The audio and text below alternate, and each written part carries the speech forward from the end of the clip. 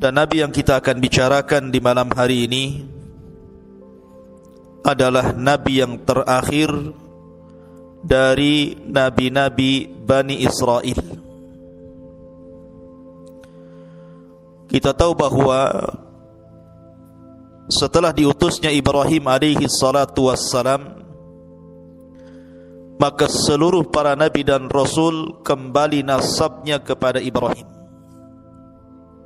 Tidak ada satupun Nabi dan Rasul setelah Ibrahim kecuali nasabnya sampai kepada Ibrahim. Dan ada Nabi-Nabi Arab, kemudian juga ada Nabi-Nabi Bani Israel. Adapun Nabi-Nabi Arab dimulai daripada Nabi Allah Hud alaihi salatu wassalam, kemudian Nabi Allah Saleh alaihi salatu wassalam, kemudian Nabi Allah Shu'aib, dan ditutup dengan kenabian dan kerasulan Muhammad sallallahu alaihi wasallam. Adapun Nabi-Nabi Bani Israel, maka jumlahnya ada fitnah yang lebih besar dibandingkan fitnah ini. Khuruju Dajjal, keluarnya Dajjal. Tidak ada fitnah yang lebih besar dibandingkan khuruju Dajjal. Makanya Nabi SAW mengatakan, kalau seandainya aku hidup dan Dajjal dimunculkan juga hari ini, aku yang akan membunuhnya. Tetapi kalau seandainya Dajjal itu keluar sementara aku sudah mati, maka kalian akan menghadapi Dajjal masing-masing. Kullu nafsin dha'iqatul maut. Maka setiap jiwa pasti mengalami kematian. Karena tidak ada yang bisa membunuh Dajjal kecuali seorang Nabi. Maka Dajjal akan keluar sebagaimana sabda Nabi SAW, lan taqumas sa'atu hatta tarau qablaha 10 ayat. Tidak akan terjadi hari kiamat, kata Rasul, kecuali engkau melihat sebelumnya 10 tanda dari tanda-tanda kiamat besar. Kemudian Rasul menyebutkan yang pertama dukhan, munculnya asap tebal di langit. Yang kedua dabbah, binatang yang melata yang muncul dari perut bumi dan bisa bicara. Kemudian yang ketiga tulu'us syamsi min maghribiha, munculnya matahari dari arah barat. Kemudian yang keempat kata Rasul, nuzulu Isa, turunnya Isa bin Maryam. Kemudian yang kelima wa Ya'juj wa Ma'juj, keluarnya dua kabilah besar, Ya'juj dan Ma'juj. Kemudian yang keenam wa thalathatu khusuf, ada 3 gempa besar. Yang keenam gempa di arah timur, yang ketujuh gempa di arah barat, yang kedelapan gempa di Jazirah Arab.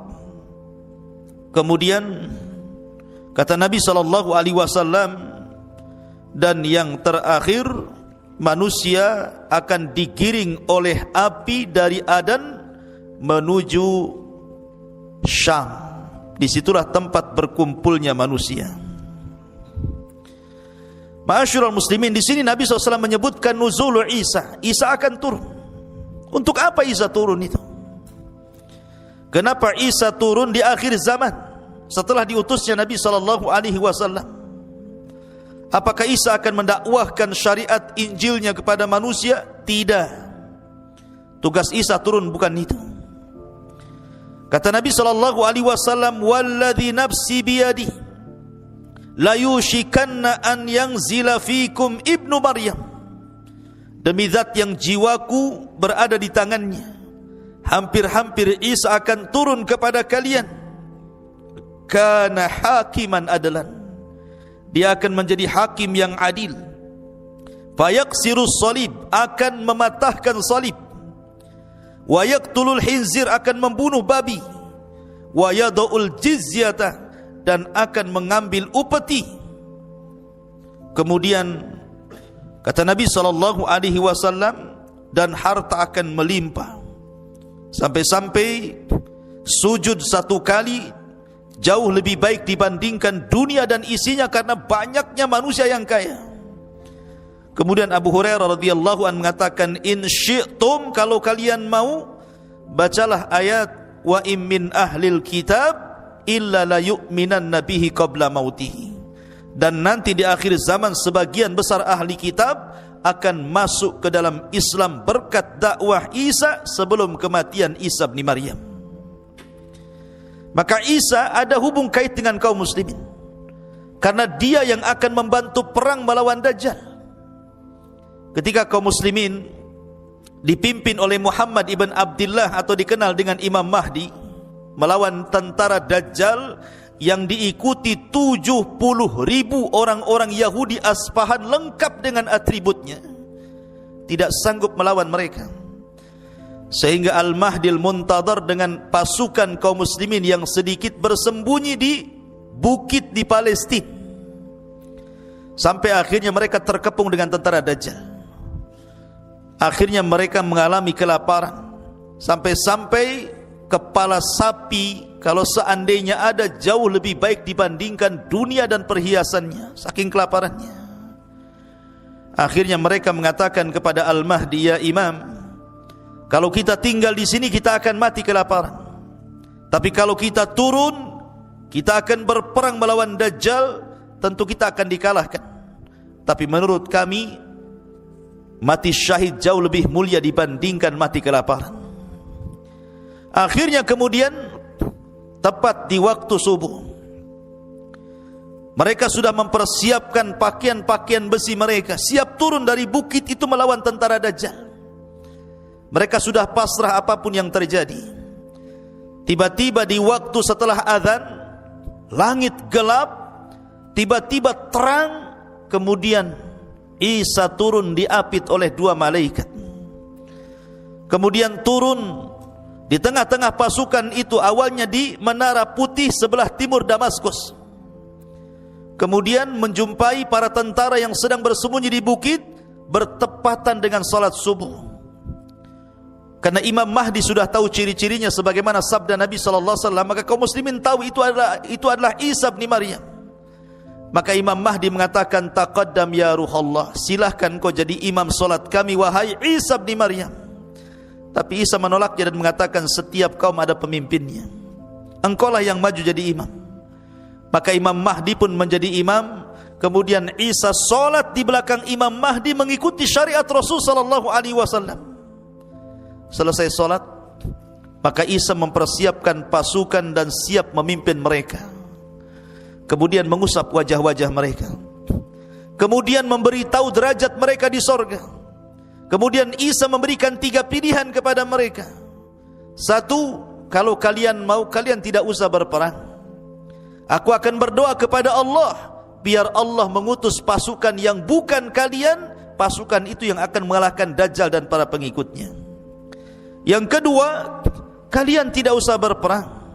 Aku akan berdoa kepada Allah Subhanahu wa taala, semoga Allah mengirim azab kepada mereka, sehingga azab inilah yang akan menghancurkan mereka dan kalian tidak akan meninggal, kalian akan selamat. Dan yang ketiga, atau kalian siap perang, aku yang akan memimpin. Aku yang akan memimpin kalian, dan aku akan berdoa pasukan Dajjal tidak sanggup untuk mengangkat pedang mereka. Akhirnya kemudian mereka memilih yang ketiga. Maka turunlah pasukan kaum muslimin dipimpin 2 manusia mulia, Al-Mahdil Muntadhar dan Isa bin Maryam. Kemudian berperang habis-habisan melawan Dajjal. Ketika Dajjal melihat Isa, Dajjal pun lari, karena tahu dia akan dibunuh oleh Isa. Lari ke barat, dikejar ke barat. Lari ke timur, dikejar ke timur. Ketika Dajjal tidak ada tempat untuk berlari, tepat berada di tengah-tengah kota Israel. Disitulah kemudian Dajjal dibunuh di tangan Isa bin Maryam, ditebas kepalanya, kemudian kepalanya dilempar kepada pasukan orang-orang Yahudi, ketakutanlah mereka. Ketika kemudian Dajjal meninggal dunia, kemudian orang-orang Yahudi ketakutan, maka mereka lari tunggang langgang bersembunyi di batu. Tiba-tiba batu bisa bicara, ya Muslim, Yahudi di belakang saya, bunuh dia. Sembunyi di pohon-pohon bisa bicara. tidak ada satupun tempat persembunyian Yahudi kecuali bisa bicara, kecuali satu pohon yang sekarang sedang dilestarikan orang-orang Israel, namanya gharqad. Tidak mau bicara dia. Makanya orang-orang Yahudi nanam gharqad sampai hari ini. Pohon gharqad, pohonnya orang-orang Yahudi, sejenis cemara begitu, tapi cemara bukan gharqad, ya. Ma'asyiral muslimin, ikhwan akhwat yang dimuliakan Allah Azza wa Jal, maka ketika Dajjal meninggal, Isa bin Maryam memimpin kaum muslimin, berhukum dengan keadilan, mematahkan salib, membunuh babi, kemudian bumi kembali berkah sebagaimana permulaan ciptaannya. Sampai-sampai pohon delima, satu buah delima itu 10 orang bisa masuk ke dalam cangkangnya. Kita bisa bayangkan berapalah buah delima itu besarnya, paling sekepal. Tapi di masa Isa bin Maryam, delima itu besar, sampai 10 orang bisa masuk ke dalam cangkangnya. Gimana isinya? Satu saja, satu butir antum sudah mencret. Besar, karena menunjukkan bahwa di zaman itu kembali disuburkan Allah Azza wa Jalla. Dari sini menunjukkan ada hubung kait antara Isa dengan kaum muslimin. Bahkan di zaman Nabi SAW, Muqawqus itu raja Mesir, agamanya Nasrani. Ketika Nabi SAW mengirim surat kepada raja-raja untuk ditawari masuk Islam, salah satunya adalah Muqawqus, raja Mesir.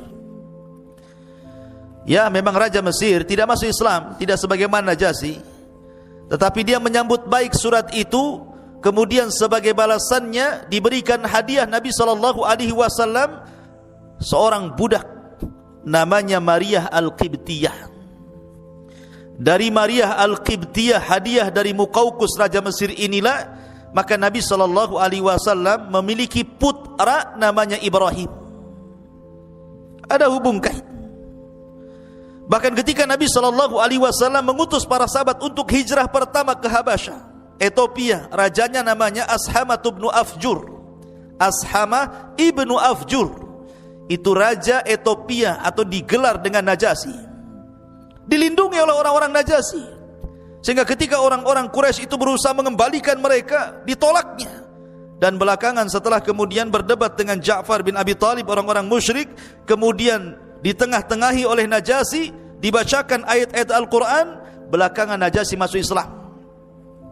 Padahal kaumnya tidak ada yang masuk Islam. Makanya ketika wafat Najasyi, Nabi SAW mensalat gaibkan beliau. Bahkan di zaman itu orang-orang Najran, Yaman, banyak yang beragama Nasrani, berbondong-bondong datang kepada Rasul, berdebat soal kenasranian, kemudian belakangan mereka masuk Islam. Jadi ada hubung kait antara kita dengan Isa dan juga umatnya Nasrani. Ma'asyiral muslimin yang dimuliakan Allah Azza wa Jalla, makanya wajar kalau Al-Quran itu secara komplit menjelaskan sejarah Isa sejak lahirnya, ibunya, siapa yang mengkafilnya, sampai di waktu dewasanya, sampai diangkatnya, betul-betul dijelaskan secara detail dalam Al-Quran. Menunjukkan bahwa kita mengakui Isa bin Maryam, dia adalah agama bagi orang Nasrani, nabi bagi orang Nasrani, sebagaimana kita mengakui Musa adalah nabi bagi agama Yahudi. Tapi mereka tidak pernah mengakui nabi kita. Jahatnya mereka tidak pernah mengakui nabi kita. Makanya ketika Imam Al-Baqillani rahimahullahu ta'ala berdebat dengan seorang Nasrani dan mengatakan, kata Nasrani ini, ya Baqillani, kenapa agamamu fanatik sekali? Kata Imam Baqillani, kenapa emangnya? Kalian melarang menikahkan putri-putri kalian dengan kami orang Nasrani dan juga orang-orang Yahudi, sementara kalian membolehkan menikahkan laki-laki kalian dengan putri-putri kami. Kata Imam Baqillani, karena kami umat Islam bagi kalian dan mengaksa kepada Yahudi, tapi kalian Muhammad sallallahu alaihi wasallam kepada masuk pada kisah. Siapa dia? Kita awali kisah ini. Di dalam Al-Quranul Karim ada satu surat namanya Al-Fatihah, Al-Imran itu keluarga Imran. Penamaan Al-Imran itu, pertama Allah Subhanahu wa taala berfirman, wa idh qalat imra'atu Imran, dan ketika berkata istrinya Imran. Al-Imran 30. Yang ketiga, Allah astafa Adam. Pertama dalam surah 2 Al-Imran 35 dan Al-Imran 3 beradik. Bab dan Maryam, kakek daripada Isa bin Maryam. Ma'asyiral muslimin yang dimuliakan Allah Azza wa Jalla, baik, kita mulai kisahnya. Bani Israel. Bani Israel itu terpecah menjadi dua kelompok di zaman itu. Ada Bani Israel yang saleh, taat dengan Allah, beribadah kepada Allah, mentauhidkan Allah, suci. Maka di situ yang memakmurkan Baitul Maqdis, itu pusat peribadatan orang-orang Nasrani. Disitulah Baitul Maqdis sang Imran. Keluarga Imran, ma'asyiral muslimin, Mansha Imran ibn Mansha ibn Daud, artinya masih keturunan ya. Hannah bintu Faqud. Allah takdir ketika Imran ini dan istrinya berjalan-jalan di padang pasir, kemudian beristirahat di bawah pohon, dia melihat akhirnya kepada Allah Subhanahu wa taala. Di antara nazarnya dia mengatakan sebagaimana, wa idh qalat imra'atu Imran fataqabbal minni innaka antas samiul alim. Dia mengatakan, ya Allah, kata istri Imran Hannah ini, aku bernazar kepadamu, kalau aku punya bayi, aku mengandung laki-laki, Baitul Maqdis, dan aku wakafkan dia hidup di Baitul Maqdis. Itulah nazarnya istri. Tetapi Allah Subhanahu wa taala qalat rabbi inni wada'tuha untha. Tapi ketika melahirkan, karena di saat itu kan enggak ada laki-laki ke perempuan gitu ya. Tapi kalau banci tak ada, laki-laki perempuan saja. Ya. Kok dia bukan salah ketika di perutnya? Ya. Hannah ini tidak tahu kalau isi perutnya itu bayi laki-laki. Apa alasannya? Satu, karena laki-laki lebih kuat tenaganya dibandingkan perempuan. Yang kedua, melakukan khidmat dibandingkan perempuan, karena perempuan kan ada waktu haidnya. Kemudian yang ketiga, laki-laki itu tidak ada aib, bisa berkumpul dengan siapapun. Sementara perempuan kan tidak, nanti takut digoda, memfitnah dan begitu seterusnya. Kemudian yang keempat, tidak ada tuduhan bagi laki-laki. Kalau perempuan hamil saja dituduh kan begitu. Mana laki-laki hamil? Kecuali ada akangnya. Ya. Artinya bahwa bukan kanker, tumornya. Jadi kenapa Hannah ini ingin punya anak laki-laki? Karena sebab-sebab tadi. Setelah keluar, rupanya bukan anak laki-laki, anak perempuan pula. Makanya kemudian Allah Subhanahu wa taala berfirman di sini, walaysa dzakaru kal untha, dan berbeda laki-laki, tidak sama dengan samaituha Maryam, dan aku beri nama dia Maryam. Jadi Maryam itu yang memberi nama Allah sendiri. Dan ketika Allah mengatakan walaysa dzakaru kal untha, tidaklah laki-laki sama dengan perempuan, maknanya walaupun tapi dia bisa menjangkau semua laki-laki. Karena Rasul mengatakan kamula minar rijal kathirun, laki-laki sempurna itu banyak, tetapi perempuan yang sempurna itu cuma 4. Pertama, istrinya Fir'aun, Asiyah bintu Muzahim. Yang kedua, ibunda Isa, Maryam bintu Imran. Yang ketiga, Khadijah, istri Nabi sallallahu alaihi wasallam, zaujatun Nabi sallallahu alaihi wasallam. Dan yang keempat, Fatimah bintu Rasulillah. Inilah 4 wanita terbaik dunia. Salah satunya siapa? Salah satunya Maryam. Ya. Karena Maryam ini adalah wanita yang luar biasa. wa inni sammaituha Maryam wa inni u'idzuha bika wa dzurriyyataha minasyaitonir rajim. Lihat bagaimana Allah janji membuat perlindungan kepada Maryam, dan sesungguhnya saya akan melindungi Maryam dan keturunannya dari syaitan yang terkutuk. Karena begini ikhwan, Nabi SAW bersabda, ma min mauludin illa syaitanu yamassuhu hina yulad fayastahillu sarikhan min masyati syaitan iyahu illa Maryam wabnaha, kata Rasul. Ketika anak dilahirkan, maka setan pasti akan menusuknya dengan jarinya di lambung kirinya atau kanannya hingga bayi itu menangis.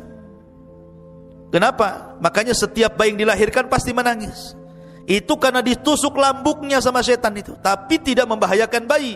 Setan menusuk itu ingin ngasih tahu, aku musuhmu mulai hari ini, maksudnya memberitahu permusuhannya. Maka semua bayi termasuk antum ini pernah ditusuk lambungnya sama setan saat lahir ya. Makanya ada yang kesetanan juga waktu tidur ngantuk. Masyarul muslimin yang dimuliakan Allah Azza wa Jal, kecuali dua tidak pernah ditusuk setan saat lahirnya. Kata Rasul, illa Maryam wabnaha, kecuali Maryam dan putranya Isa bin Maryam. Allah lindungi dari syaitan. Makanya Allah Subhanahu wa taala mengatakan tadi, wa inni u'idzuha bika wa dzurriyyataha minasyaitonir rajim. Kemudian fataqabbalaha rabbuha biqabulin hasanin wa ambataha nabatan hasanan wa kaffalaha Zakaria. Maka Tuhannya menerima sebagai nazar dengan penerimaan yang baik dan mendidiknya dengan pendidikan yang baik, dan Allah menjadikan Zakaria sebagai pemelihara bagi Maryam bintu Imran. Jadi kisahnya seperti ini. Jadi ketika kemudian nazarnya diterima, lahirlah Maryam bintu Imran. Allah takdirkan saat hamil Imran meninggal dunia. Artinya ketika Maryam lahir, dia menjadi wanita yatim karena ayahnya meninggal, sementara ibunya sudah tua, tidak sanggup merawatnya. Dan dia sudah bernazar untuk memberikan bayi yang baru lahir ini. Dalam riwayat ketika melahirkan saja langsung dibungkus, kemudian dibawa ke Baitul Maqdis, langsung diserahkan kepada Zakaria. Tetapi orang-orang di Baitul Maqdis, ahli ibadahnya, para ruhbannya tidak terima. Kami juga mau, wahai Zakaria, jangan engkau saja yang memelihara, karena itu anak dari orang suci Imran, keluarga terbaik dan termulia. Akhirnya kata Zakaria gini saja, saya tidak bisa langsung memiliki bayi ini, bagaimana kalau kita taruhan? Kumpulkan semua ruhban, semua padri-padri, semua pendeta-pendeta ahli ibadah, kita qur'ah, kita mengundi siapa yang berhak untuk mengkafil anak bayi Maryam ini. Akhirnya semua ubad pada datang dari mana-mana. Bagaimana caranya? Kata Zakaria, cara undian kita sepakati, masing-masing kalian bawa pena, bawa pulpen, bawa patelot ya. Kemudian masing-masing kalian berdiri di tepi sungai yang deras. Maka berjejerlah para rahib, para pendeta, para padri, orang-orang ahli ibadah itu berjejer semua di tepian sungai. Kata Zakaria, kalau seandainya kolam kalian dilempar ke sungai itu hanyut, berarti kalian kalah. Tapi kalau pena kalian dilempar justru dia melawan arus, maka kalian menang. Akhirnya semua pena dilempar ke sungai itu, ya hanyutlah. Gimana? Pena dilempar ke sungai hanyut. Ternyata cuma satu yang tidak hanyut, justru dia melawan arus jalannya, penanya Zakaria. Lah ketika itulah maka Zakaria menang undian, maka dia berhak untuk mengkafil Maryam. Maka Zakaria dan istrinya akhirnya pun mengkafil merawat Maryam sedari kecil. Betul-betul diletakkan di atas Baitul Maqdis, ruangan khusus di mihrab, tidak pernah keluar dari situ. Jadi betul-betul dirawat di situ saja sedari kecil sampai kemudian agak besar. Ketika umur 10 tahun ada peristiwa yang aneh. Ketika Zakaria kemudian masuk ke dalam mihrabnya, tiba-tiba kemudian di situ banyak makanan. Setiap hari ketika masuk ke mihrabnya banyak makanan. Makanan ini tidak tahu siapa yang ngantar, tiba-tiba ada saja di situ. Makanya disebutkan dalam Al-Quran, kullama dakhala 'alaiha Zakaria al-mihrab wajada indaha rizqa. Setiap Zakaria masuk ke dalam ruangan tempat ibadahnya Maryam, banyak makanan di situ. Anehnya lagi, makanan yang tidak ada di musim panas ada pula di musim panas. Makanan yang tidak ada di musim dingin ada pula di musim dingin. Artinya makanan yang belum ada musimnya sudah ada pula di situ. Zakaria ini kan juga diuji oleh Allah. Sudah lama menikah, istrinya mandul, tidak punya anak.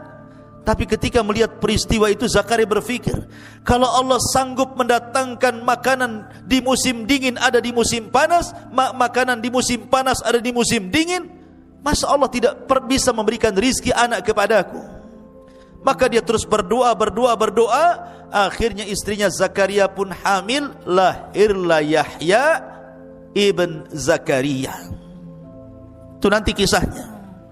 Tapi yang jelas bahwa Maryam kemudian tumbuh menjadi wanita ahli ibadah, ruku, sujud, tidak ada hari-hari kecuali beribadah kepada Allah subhanahu wa ta'ala sampai akhirnya Allah subhanahu wa ta'ala menguji Maryam. Betul-betul diuji oleh Allah subhanahu wa ta'ala, di mana Maryam ini ikhwatu fiddin muliakan Allah azza wa jalla. Ada yang mengatakan ketika usianya belasan tahun, 13 lebih begitu, Maryam ini ingin keluar buang hajat. Memang begitu, ya. Jadi ada sebabnya kalau Allah menghendaki sesuatu kan, idza aradallahu syai'an ahya asbabah. Kalau Allah menghendaki sesuatu kan Allah harus hidupkan dulu sebabnya tuh. Maryam keluar untuk buang hajat, menjauhi Baitul Maqdis. Tiba-tiba kemudian di tengah jalan dia dihadang oleh laki-laki tampan sekali. Laki-laki yang sangat putih, bersih, tampan, tiba-tiba menghadang Maryam. Allah subhanahu wa ta'ala mengatakan, wadhkur fil kitabi Maryam idzin tabadat min ahliha makanan syarqiyah. Ceritakan wahai Muhammad kisah Maryam di dalam Al-Quran ketika dia mengasingkan diri dari keluarganya ke tempat sebelah timur dari Baitul Maqdis. Fattakhadat min dunihi hijaba fa arsalna ilaiha ruhana fatamatsala laha basharan sawiyya.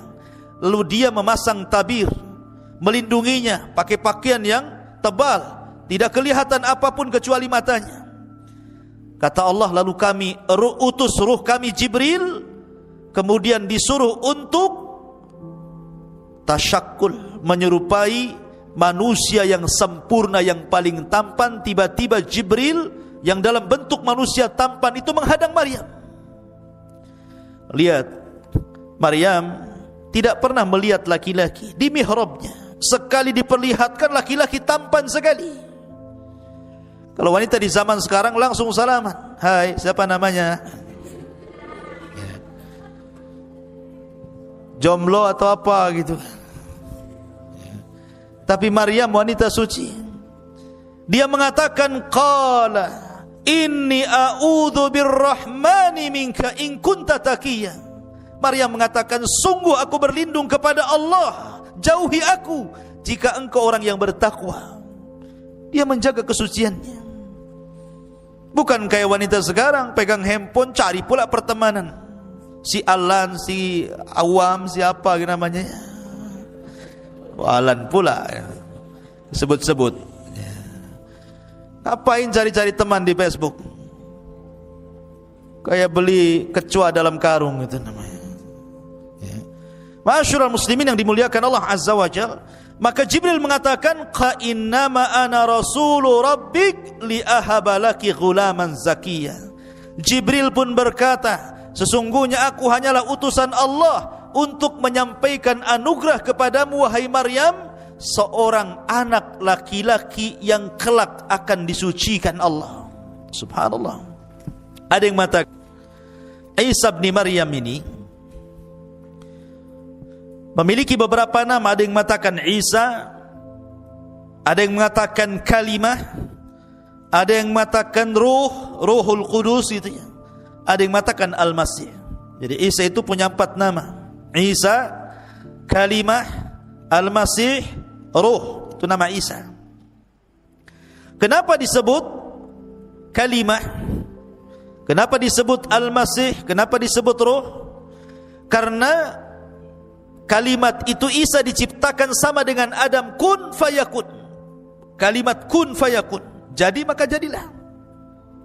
Karena proses manusia itu ada yang diciptakan Allah tanpa ayah dan bapa, Adam alaihi salatu wassalam.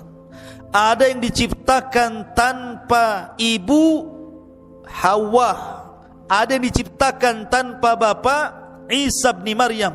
Ada yang diciptakan ada ibu bapa, antum semua ini ada ibu bapaknya. Jadi proses manusia ada 4 kan. Dan Allah katakan inna mathala Isa kamathali Adam. Permisalan Isa itu sama dengan Adam. Kalau Isa dikatakan dengan sebab dia tidak punya bapa kemudian dituhankan, Adam lebih hebat lagi, tidak punya bapa, enggak punya ibu, kenapa pula tidak dituhankan? Harusnya lebih dituhankan. Hawa hebat lagi, tidak ada ibu, diambil dari tulang rusuk Adam, harusnya dia lebih dituhankan. Maka Isa bukan Tuhan, sama dengan Adam, sama dengan Hawa ya. Jibril meniupkan ruh ke jaibnya, ke pesaknya Maryam. Kemudian ruh itu mengalir sampai masuk di kemaluan Maryam, kemudian jadi anak. Kun fayakun, jadi maka jadilah. Ada yang mengatakan, kata Ibnu Abbas radhiyallahu anhuma, bahwa kata Ibnu Abbas kehamilan Maryam itu fi sa'atin wahidah, 1 jam saja sudah besar perutnya. Kayak dipompa pakai balon tuh, langsung besar. 1 jam saja sudah jadi anak tuh. Itu kata Ibnu Abbas. Ada riwayat yang seperti itu. Ada yang mengatakan Isa dalam kandungan Maryam itu 9 ashur, seperti pendapat Ibnu Katsir rahimahullahu taala, ya 9 bulan sama dengan bayi-bayi yang lainnya. Ada yang mengatakan 8 ashur, 8 bulan. Ada yang mengatakan 6 ashur, 6 bulan. Jadi ada yang mengatakan 1 jam, ada yang mengatakan 9 bulan, ada yang mengatakan 8 bulan, ada yang mengatakan 6 bulan, dan ada yang mengatakan 1 jam saja. Tetapi Ibnu Katsir merojehkan Maryam sama dengan wanita-wanita yang lainnya 9 bulan mengandung Isa bin Maryam. Ketika dia mengandung, ikhwan, tentu seorang wanita berfikir dia tidak pernah berhubungan dengan laki-laki, disentuh pun tidak, tiba-tiba hamil. Apa yang akan dikatakan kepada manusia, ini bayinya siapa? Tentu orang-orang yang akan mengatakan Maryam berzina. Sama dengan wanita di zaman sekarang ingin seperti Maryam, punya anak gak jelas bapaknya ya. Jadi Maryam mengatakan, dia mengatakan qalat anna yakunu li ghulamun wa lam yamsasni bashar wa lam aku baghiyah. Maryam berkata, bagaimana mungkin aku mempunyai anak laki padahal tidak pernah laki-laki menyentuhku dan aku bukan seorang pezina. Maka Allah katakan, qala kadzalika qala rabbuk huwa alayya hayyin wa linaj'alahu ayatan linnas wa rahmatan minna wa kana amran maqdiyya. Maka Jibril memberitahu, demikianlah Tuhanmu berfirman, hal itu mudah bagiku, dan agar kami menjadikannya suatu tanda kebesaran Allah bagi manusia dan sebagai rahmat dari kami, dan hal itu adalah sesuatu urusan yang sudah diputuskan. Memang begitu takdirnya wahai Maryam. Memang takdirnya seperti itu, harus hamil. Fahamalathu fantabadat bihi makanan qasiyya. Maka Maryam pun mengandung, lalu dia mengasingkan diri dengan kandungannya ke tempat yang sangat jauh. Maryam pun bersembunyi. Tapi ketika kemudian Maryam ini sudah membesar kandungannya, dia curhat kepada saudarinya. Saudari daripada Maryam, istri daripada Zakaria alaihi salatu wassalam. Dia mengatakan pada istrinya Nabi Allah Zakaria, bagaimana mungkin aku bisa hamil? Bagaimana mungkin aku bisa hamil? Sementara tidak ada satupun laki-laki yang menyentuhku. Maka kata istrinya Zakaria, masih saudarinya Maryam, dia mengatakan, inni ara ma fi batni yasjudu lima fi batnik. Wahai Maryam, sama-sama hamil. Dia lahir nanti Yahya, sementara Maryam lahir Isa. Kata istrinya Zakaria, sesungguhnya bayi yang ada di perutku sujud kepada bayi yang ada di perutmu, katanya. Ini ta'zim. Di zaman dulu boleh sujud seperti ta'zim, tapi syariat Islam tidak boleh. Sampai-sampai akhirnya ada orang soleh, sangat soleh, namanya Yusuf An-Najjar. Itu orang soleh yang hidup di Baitul Maqdis. Dia mikir bagaimana Maryam bisa hamil. Dia takut kalau orang-orang kemudian menuduh Maryam dengan tuduhan macam-macam, sementara Maryam sudah dikenal wanita suci kala itu. Akhirnya kemudian kata Yusuf An-Najjar berdialog dengan siapa? Dengan Maryam. Kemudian mengatakan kepada Maryam bintu Imran rahimahullahu ta'ala, ya Maryam, inni sa'iluki an amrin fala ta'tajili alayya. Wahai Maryam, saya ingin bertanya kepadamu tentang perkara, sebuah urusan, jangan tergesa-gesa jawabnya. Fala ta'tajili alayya, jangan tergesa-gesa jawabannya. Qalat, kata Maryam, apa itu? Kata Yusuf An-Najjar, hal yakunu qad syajaratun min ghairi hab. Maryam, adakah ceritanya pohon tumbuh bukan dari bijinya, tahu-tahu tumbuh saja? Wa hal yakunu zar'un min ghairi badrin, apakah ada semacam padi atau yang lainnya tiba-tiba tumbuh tanpa biji? Wa hal yakunu waladun min ghairi ab, ataukah ada seseorang anak lahir tanpa bapak? Maryam paham dengan pertanyaan itu. Tapi Maryam cerdas dan mengatakan, adapun perkataanmu, apakah mungkin pohon tumbuh tanpa ada biji dulu, ataupun mungkin padi-padian tiba-tiba tumbuh tanpa ada benih? Maka Maryam mengatakan, bagaimana dahulu ketika Allah menciptakan pohon, apakah juga dari biji? Tentu tidak, kun fayakun. Adapun kemudian kalau seandainya kau mengatakan adakah anak kemudian lahir tanpa ayah, ya, Adam alaihi salatu wassalam lahir tanpa ayah, bahkan tanpa ibu. Hawa lahir tanpa ibu. Kalau seandainya aku mengandung tanpa ayah, ini keajaiban dunia, apa salahnya? Dari sini kemudian Yusuf An-Najjar mempercayai apa kata-kata Maryam ini. Kemudian berusaha untuk menutupi dari orang-orang dan menasihati agar Maryam saat kelahiran keluar dari Baitul Maqdis jangan ada yang tahu. Subhanallah. Ketika kandungan sudah membesar, tentu orang akan malu. Seorang wanita pasti malu. Padahal Maryam itu wanita suci, pasti akan dituduh juga, apalagi wanita di zaman sekarang kan. Makanya kemudian Maryam pun berusaha untuk keluar dari Baitul Maqdis, kemudian mengarah ke Bethlehem atau Baitul Lahmin. Di situ telah tempat kelahiran Isa bin Maryam. Di tengah-tengah kebun kurma.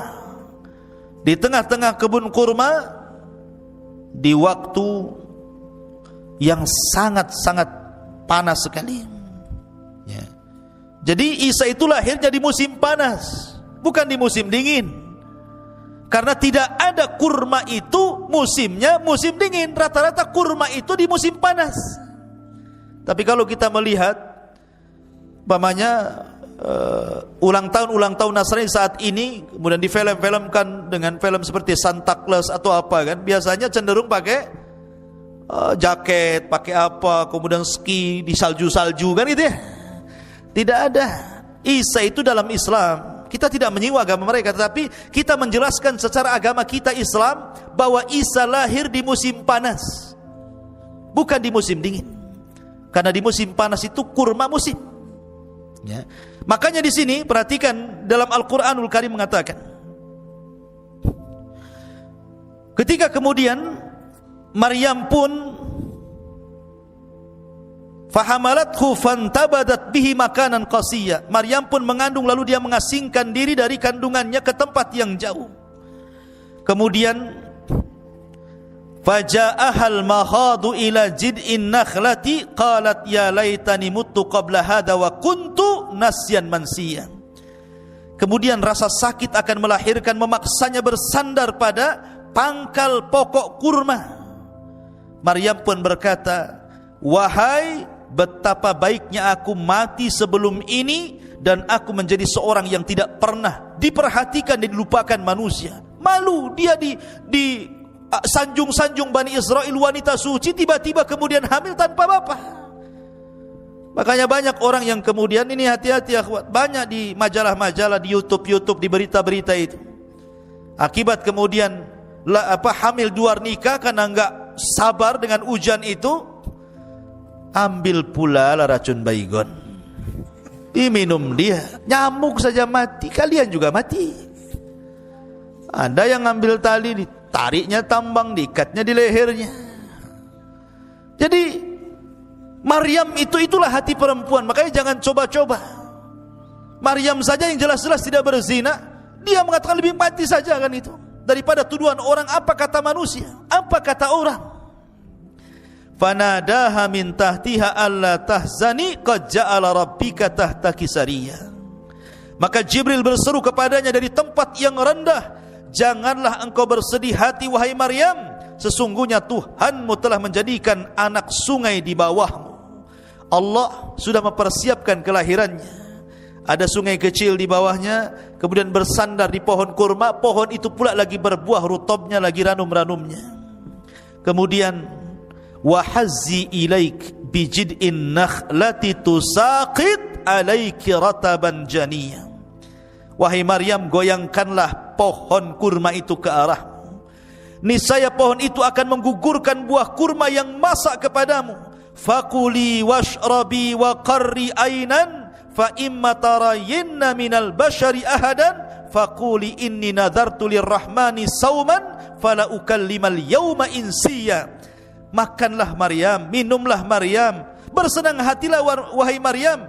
Jika engkau melihat seseorang, maka katakanlah, sesungguhnya aku telah bernadar berpuasa untuk Tuhan yang Maha Pengasih, maka aku tidak akan bicara dengan siapapun pada hari ini. Lahirlah Isa bin Maryam, dimudahkan kelahirannya, tidak ada bidannya, lahir sendiri begitu. Ya, kalau wanita sekarang sibuk cari bidan, saat sibuk ke rumah sakit dikontrol, enggak, Allah mudahkan semuanya, enggak ada bidannya, lahir begitu saja. Tapi jangan kemudian dicoba-coba. Saya ingin kayak Maryam lahirnya lah. Sendiri saja. Cemana caranya? Siapa yang nari? Masyarul muslimin yang dimuliakan Allah Azza wa Jalla, harus ada bidannya, minimalnya dukun lahir, biar ada yang ngopeni bayinya.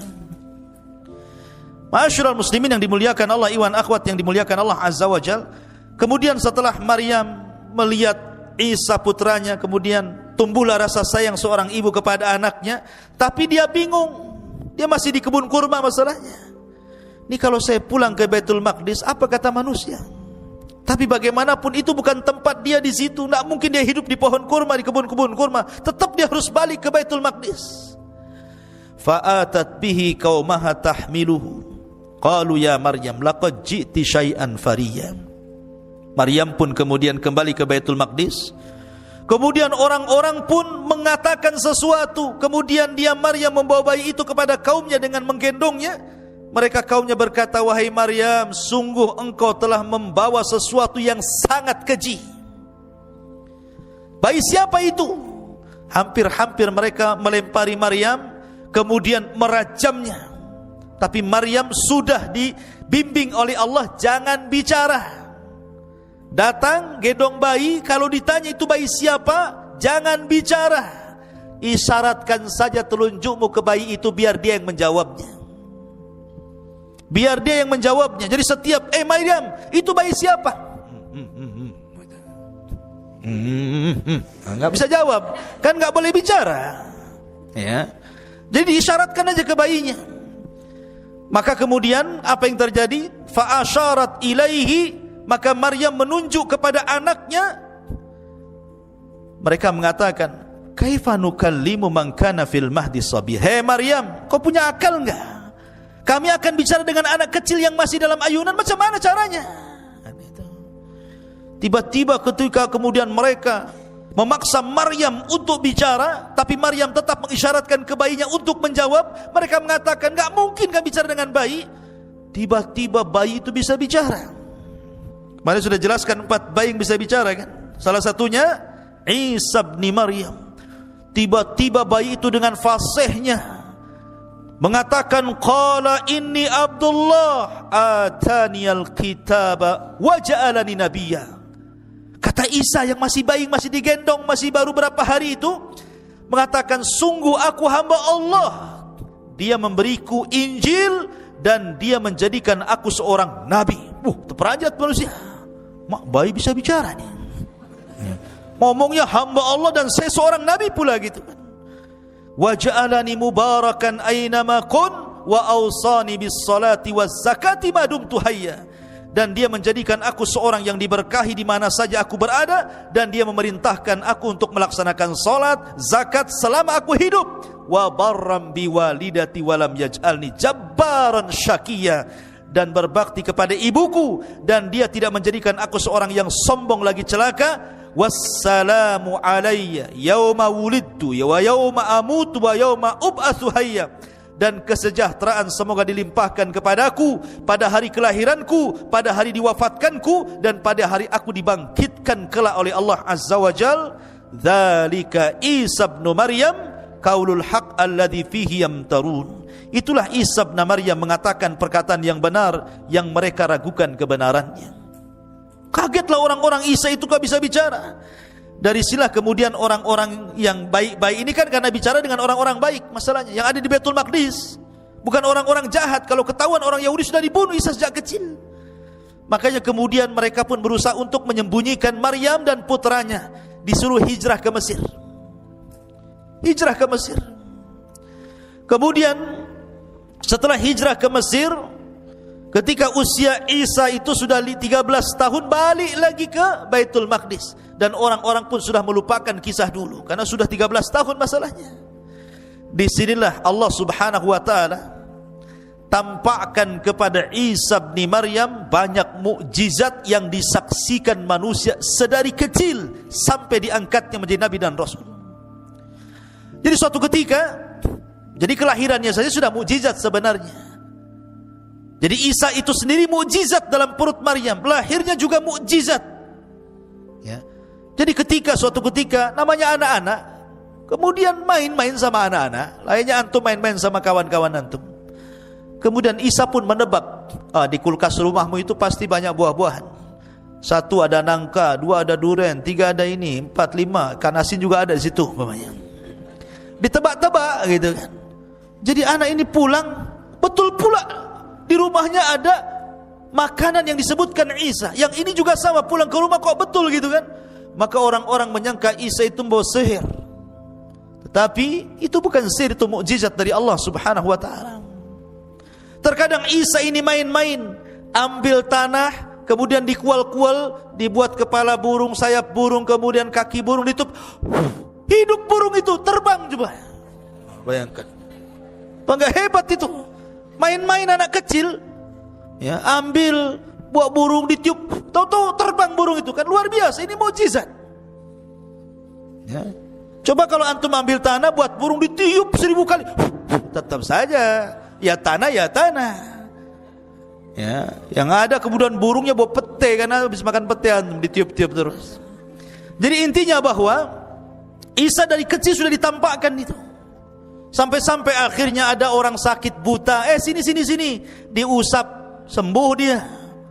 Ya, ada penyakit kulit, penyakit kurap gitu ya kan, diusap sembuh dia penyakitnya, abrosnya sembuh.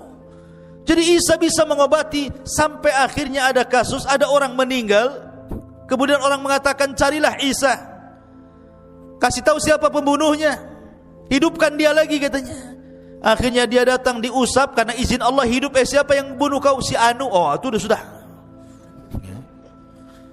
Sampai ada raja yang baru meninggal, pembesar yang baru meninggal, jenazahnya lewat di antara Nabi Isa dan orang mengatakan, "Ya Isa, hidupkan ini raja kami." Akhirnya Isa berdoa kepada Allah, dihidupkan kembali karena izin Allah. Karena memang setiap mukjizat seorang nabi itu akan disamakan dengan kebiasaan kaumnya. Contoh Musa, kebiasaan kaumnya itu suka belajar ilmu sihir. Jadi madrasah-madrasah sihir di zaman Nabi Musa itu luar biasa. Madrasah Harry Potter atau apa itu namanya. Tukang-tukang sihir itu. Ya, jadi ada madrasahnya, ada sekolahnya itu. Makanya kemudian Allah berikan kepada Musa mukjizat yang sama dengan mereka, tapi bukan sihir, lebih hebat dibandingkan tukang-tukang sihir. Lah di zaman Isa itu juga sama. Itu dunia perobatan luar biasa. Banyak ditemukan obat-obatan herbal-herbal yang bisa mengobati yang dulunya penyakit luar biasa, dianggap penyakit biasa, akan ditemukan obat-obatannya. Maka Isa harus lebih daripada kemampuan perobatan kaumnya. Bukan hanya bisa mengobati orang buta penyakit kulit, tapi bisa menghidupkan orang mati karena izin Allah Subhanahu wa ta'ala. Itu kan bukan perobatan, itu mukjizat namanya. Tetapi ikhwatu fiddin yang dimuliakan Allah Azza wa Jalla, tetap saja jangankan Bani Israel yang kufur, yang melawan dan menentang dakwah Nabi Isa bin Maryam, orang-orang Hawariyun, qala man ansari ila Allah, qala al-hawariyuna nahnu ansarullah. Orang-orang Hawariyun itu jumlahnya 12 orang. Itu para sahabat Isa yang khullas, betul-betul orang pilihan Isa bin Maryam. Sama dengan Rasul mengatakan ketika bersabda tentang Zubair bin Awam, sesungguhnya hawari umat ini adalah Zubair bin Awam, kata Rasul. Rasul punya hawariyun sebagaimana Isa juga punya hawariyun. Rasul punya sahabat-sahabat pilihan seperti 10 orang yang dijanjikan masuk surga, al-asyaratul mubasyiruna bil jannah. Jadi orang-orang hawariyun ini ketika Isa bin Maryam diangkat menjadi nabi dan rasul, kemudian mendakwai orang-orang dan banyak yang kemudian mengikuti Isa, maka orang-orang Hawariyun menyaksikan bagaimana mukjizat tampak di hadapan mereka. Tapi masih juga kemudian mereka terkadang minta yang aneh-aneh kepada Isa. Sampai suatu ketika difirmankan oleh Allah, "Wa id auhaitu ilal hawariyin," ketika kami wahyukan kepada hawariyin. Di sini an aminu bi wa bi rasuli, untuk beriman denganku dan dengan rasulku. Qalu amanna washhad bi anna muslimun, kami beriman, saksikan ya Allah kami termasuk orang-orang yang berserah diri. Di sini dimulainya, idz qala al hawariyun ya Isa ibn Maryam hal yastati'u rabbuka an yanzila alaina ma'idatan minas sama, atau yunzila alaina ma'idatan minas sama, qala ittaqullah in kuntum minal mu'minin. Mereka mengatakan, ya Isa, apakah engkau bisa menyuruh Rabbmu untuk menurunkan kepada kami makanan dari langit? Ini yang ngomong Hawariyun, orang-orang pilihan Isa, bukan orang-orang luar, orang-orang yang ahli ibadah, orang yang taat kepada Allah, dan orang yang sangat dekat dengan Isa. Mereka mulai bicara seperti umat sebelumnya, Bani Israel yang di zaman Nabi Musa yang suka degil itu, mulai lagi dia muncul degilnya itu. Dia mengatakan, ya Isa, kami bukan tidak beriman kepadamu, tapi biar tenanglah hati kami. Kalau coba sekali-kali kau turunkanlah makanan itu, minta kepada Tuhanmu biar makanan itu dari langit saja turun. Sekali-kali kita pengen makan dari langit, bukan dari warung. Ya. Akhirnya kemudian qalu nuridu an na'kula minha, kami ingin makan darinya.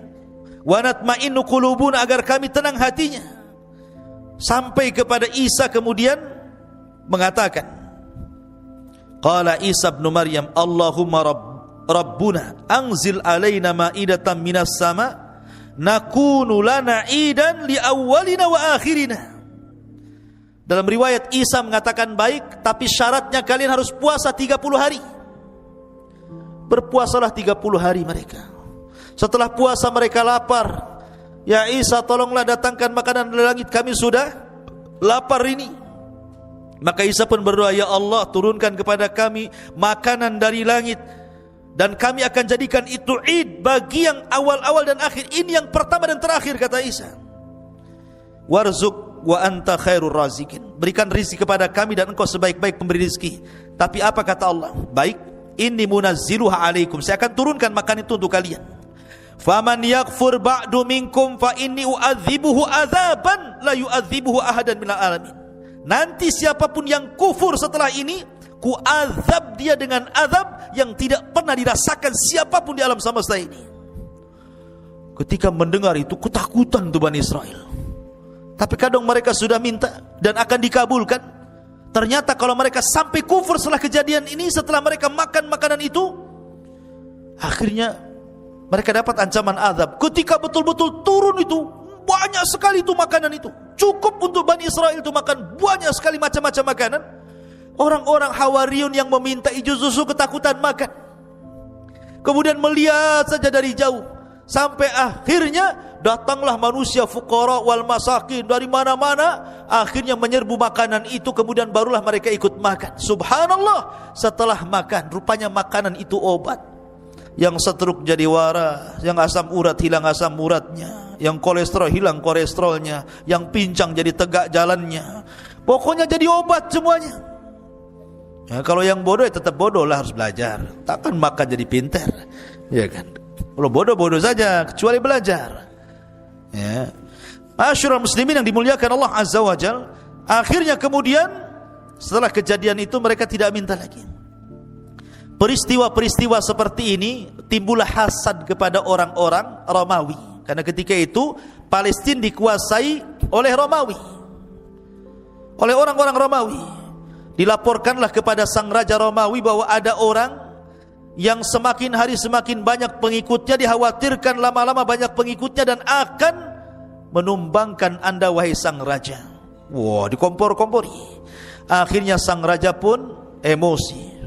Siapkan pasukan, tangkap orang itu yang buat gaduh itu, tangkap, maksudnya Isa bin Maryam. Maka dikirimlah banyak pasukan mencari Isa. Isa pun bersembunyi bersama 12 orang Hawariyun. Ada yang mengatakan bahwa yang membocorkan tempat persembunyian adalah salah satu dari Hawariyun itu sendiri. Lihat, luar biasa. Akhirnya kemudian ketika Isa sudah merasakan, Jibril sudah tahu bahwa tentara sudah tahu tempat persembunyiannya, mereka tidak mungkin bisa lari dari situ dan pasti akan dibunuh. Isa pun berpesan kepada Hawariyunnya. Apa pesan Isa bin Maryam? Kata Isa kepada Hawariyunnya, wahai Hawariyun, man arada minkum an yakuna aqrabu minni fil jannah yulqa alaihi syabahi wa yujadu makani wa yu'khadu makani fayuqtal fayakunu rafiki fil jannah. Kata Isa, siapa di antara kalian yang ingin kedudukannya dekat denganku di sorga, maka Allah akan samakan wajahnya dengan wajahku, maka dia akan menduduki tempatku, kemudian akan dibunuh, maka dia akan menjadi temanku di sorga. Siapa di antara kalian? Tidak ada yang mau, karena jelas mau dibunuh masalahnya. 12 orang ini. Tiba-tiba yang paling kecil usianya bangkit, saya wahai Isa, katanya. Isa enggak mau yang paling kecil. Diulang lagi kalimat itu. Tetap dia lagi, dia lagi. Baik, karena kau sudah memilih hal itu, maka aku akan berdoa kepada Allah, wajahmu agar mirip dengan wajahku. Maka Allah subhanahu Isa pun mengusap wajahnya dengan izin Allah, miriplah wajahnya. Maka sebelum Isa naik ke langit, ditidurkan dan diangkat ke langit, maka Isa berpesan kepada yang masih setia itu, berdakwalah kau ke masing-masing daerah. Jangan satu daerah berpencar kemana-mana. Dakwahkan ajaranku kepada mereka. Tauhidkan manusia. Sembahlah Allah. Jangan menyekutukan Allah macam-macam.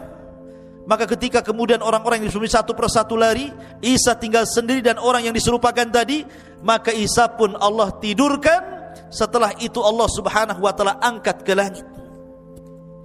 Lah ketika Isa diangkat ke langit, maka pasukan datang menangkap orang yang diserupai itu. Kemudian diarak, kemudian disalib, kemudian dibunuh. Kemudian orang-orang Yahudi mengatakan, qatalna Isa bin Maryam, kami sudah membunuh Isa bin Maryam. Maka Allah bantah, wa ma qataluhu wa ma sallabuhu walakin syubbiha lahu bal rafa'ahu Allahu ila sama, kata Allah.